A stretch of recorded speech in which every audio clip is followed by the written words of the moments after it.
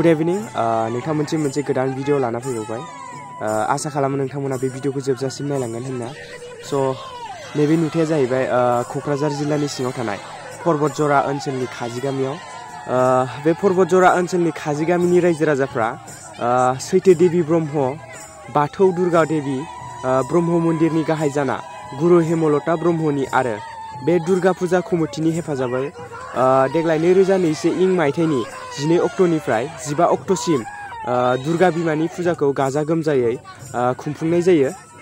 दिनै 15 अक्ट'आव बिजया दशमी सानाव नीति नियम बायदियै बेलासिनि 3 बाजियाव खाम सिफुं जथा दामनानै खाजिगामि सेरजों बोहैलांनाय निस्ति दैमायाव गाजा गोमजायै बिमा दुर्गा देवीखौ बिदाय हरनाय जायो।